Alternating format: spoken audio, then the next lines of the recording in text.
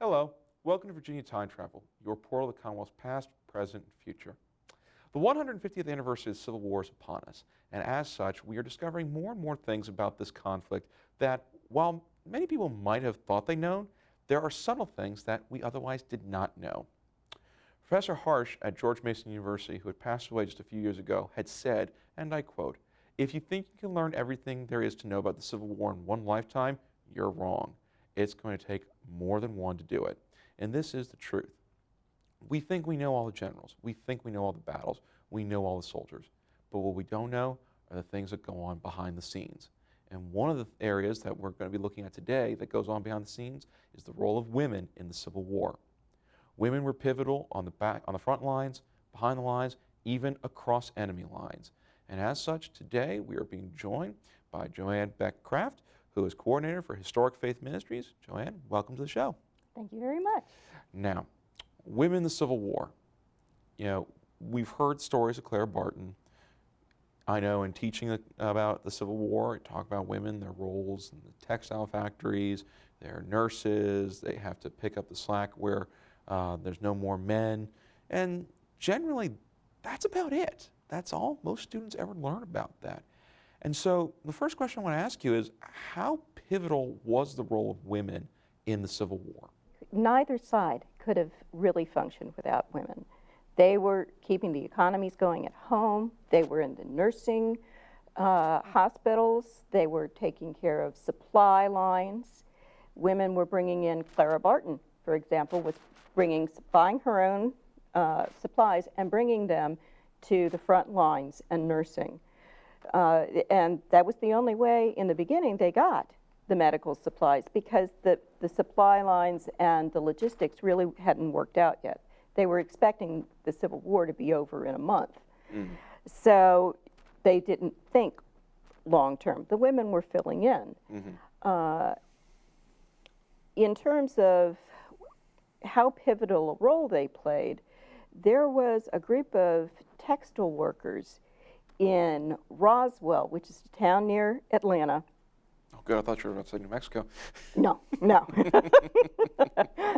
And about 500 women, and the count on the children is a little sketchier. But when the Union forces reached Roswell, they occupied the town, obviously, and they took the women and declared them prisoners of war, and took the 500 women and assorted children north, and they were going to intern them as prisoners of war. And they got as far as, they say, north of the Ohio River, and some sources say Sandusky, Ohio, and they disappeared. Nobody to this day knows what happened to 500 women and children. And certainly the mystery is interesting, but also it's interesting that the Union was taking 500 women working at a textile factory as prisoners of war. That gave an indication of how vital they thought the role of women was. Kind of interesting mystery there. I'm wondering what happened. And so, you know, clearly, if you're going to take somebody as a prisoner of war, you have to be important. You're not just going to go ahead and say, well, maybe we'll just throw you to the side. We don't need you. Now, because of this, because women had played such an important role, there are, of course, going to be notable figures that pop up. And we've already mentioned one by name, and that is Clara Barton. Now, school children from a very early age, I know I remember reading the life of Clara Barton, and you know, she was the nurse that went off to the battlefield and brought men in, and she found the Red Cross. And that seems to be the basic general education. But who was the real Clara Barton? Well, the real Clara Barton, we have an amalgamation when we talk about Clara Barton, the figure of Clara Barton and the popular legend. She really had a restricted role. She did not have a large scope in which to operate. She was important, I think, in retrospect, more because of the American Red Cross. But people who were more helpful and influential, and speaking of prisoners of war, was Dr. Mary Walker. She graduated from medical school, and when the war started, she wanted to go and be a surgeon. And it was very difficult for her. Nobody wanted a woman surgeon. But she eventually got a position, and she was captured behind Confederate lines when she was tending a Confederate soldier. When she found wounded men, she didn't care whose side they were on. But she was taken as a prisoner of war and held for several months until she was exchanged with a prisoner exchange. Now, women doctors, I mean, at this time period, the concept of a woman being a doctor seemed very strange to a lot of individuals. How many women doctors actually were coming up at this time period? Was it a great many, or was it like a dime a dozen, so to speak? No, but there were more than one would think. Elizabeth Blackwell was the first woman to get her medical degree in the United States. And she got it from a female medical college. And they had the female medical colleges so that women could take over the roles where it's indelicate for men to step into, like midwifing, and women doctors did abortions and dealt with women. The difference in the Civil War was women were expanding their the scope of what they were going to do and stepping into areas that were previously the realm of men. And there was a lot of pushback. Now, because of that pushback, obviously this kind of creates things. Now, one of the roles that women were expected to be, of course, involved was nursing. And in all of my studies, there is Dorothea Dix. Now, her role, from what I've read, you know, she was kind of, if she were a man, you definitely think she would have been a higher up officer, like quartermaster, dictating how everything's supposed to be done. But what was her role involved with the Civil War? Well, she was in charge of the training and the hiring and firing of union nurses. And Dorothea Dix was bucking the system. Traditionally, up to that point, the role of nursing was men in war situations. So when she was pushing for women to be part of that equation, she was meeting a lot of resistance. So she tried to make the nurses as palatable as possible for the powers that be by giving them guidelines for hiring that the women were to be between 35 and 40, of good character and plain, and they could only wear black gowns or brown gowns, no jewelry, certainly no makeup, and to conduct themselves in a Christian sober fashion. Now, because of such a strict guideline, how many women who were hired by Mrs. Dix? I don't know. Well, doesn't hurt to ask and doesn't hurt to answer. I mean, it makes you wonder, because I mean, if you hear that one phrase, you must be homely. What is homely exactly? I mean, I hear that and I've got plenty of pictures going through my head, but what is supposedly homely? Because there's a lot of ways you could probably describe that. Well, I think really the ugly truth is they were talking be ugly and unattractive because you didn't want to tempt the men who were in such a vulnerable state to do things that they might not normally do, that would be against their moral character when they were in good health. And of course the women were going to come in and tempt the men to do those things, to get married. Mm-hmm. Okay, so obviously you need a woman that's the guy's just going to see and they're not even going to think twice about anything going on. They're just going to probably be more like nurse, water, or something like that. That's what you're trying to aim for in hiring. Now, you had mentioned the clothing. They had a strict guideline as to the clothing for a nurse. black and brown. Now, black obviously is also seen as a mourning color, but why would you choose black of all things? Because darker colors attract a lot of heat, and that's going to create a lot of problems as well for you. So why black and brown? First, the dyes were very stable and they could stand a lot of abuse. And if you wore black or brown, a dark brown, blood didn't show up and dirt. So it's not like today when we want to see if there's a problem. They knew that it was a filthy business and they wanted to reduce the impact that that visual would have on soldiers.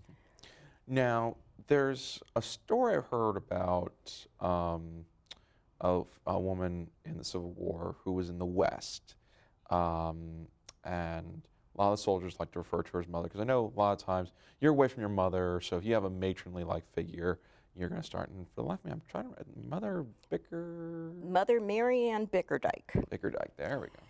Yeah, she was, they called her the Cyclone, and a lot of the matrons in the hospitals fostered that image of mother because it helped to desexualize the relationship and put them more in the role of the nurturer.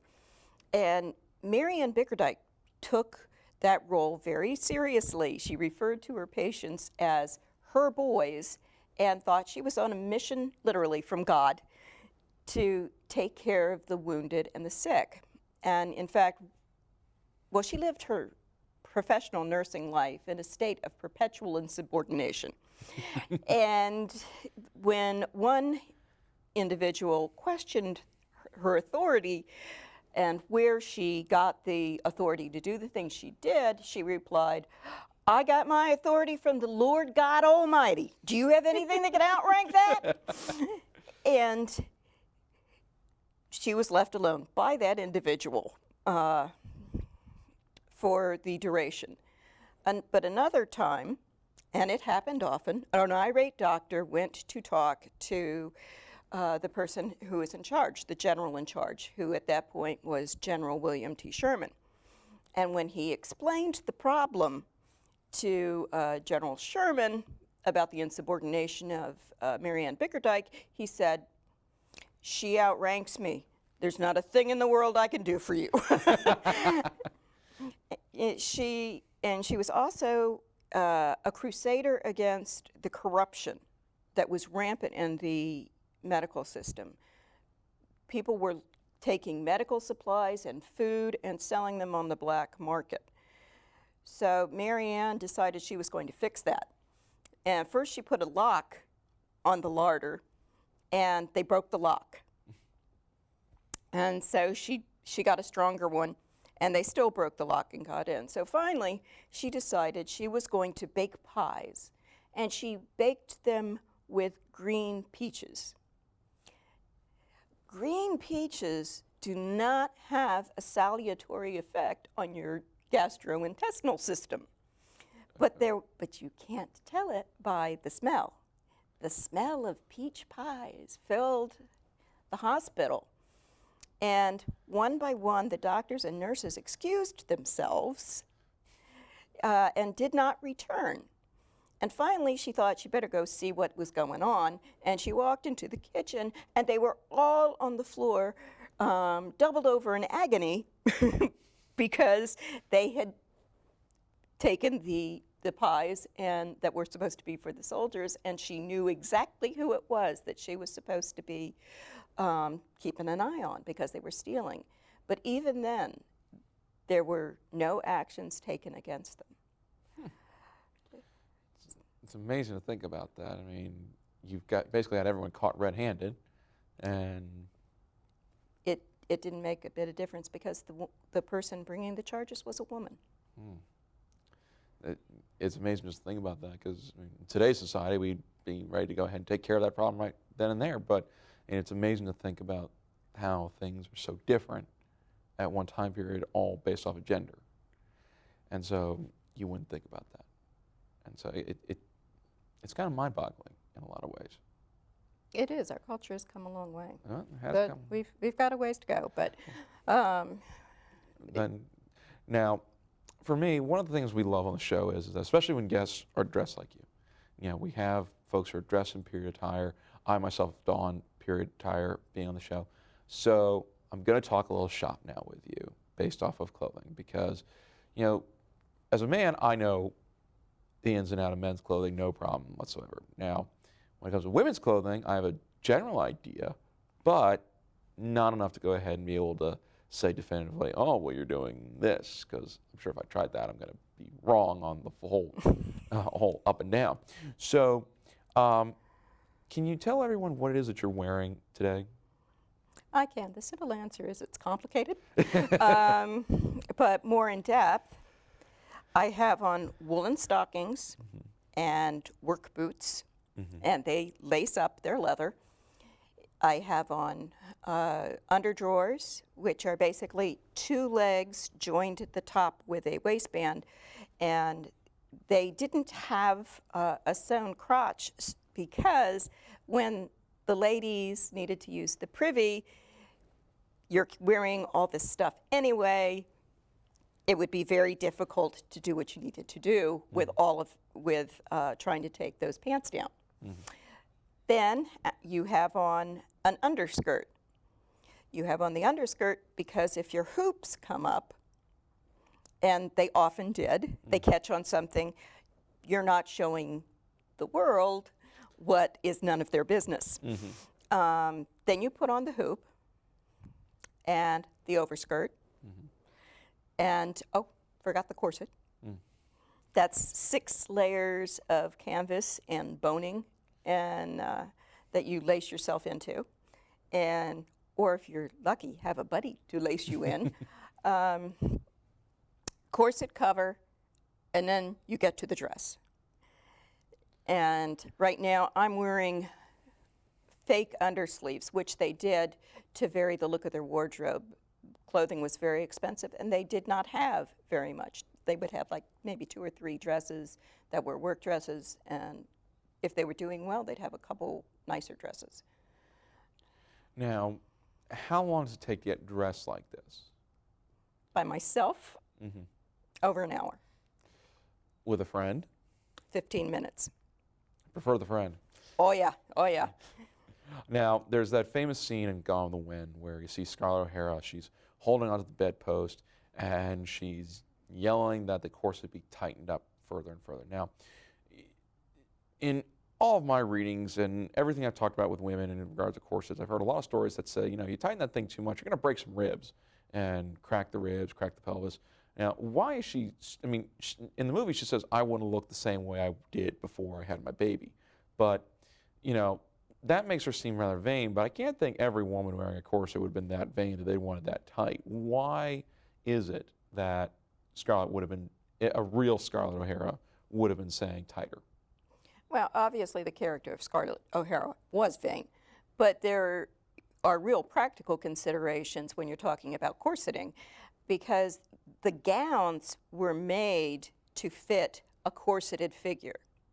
If you try on a gown that is authentic for the Civil War period, it doesn't hang right if you don't have the corset on, and that it's not cinched to the dressmaker's understanding of where you needed it to be.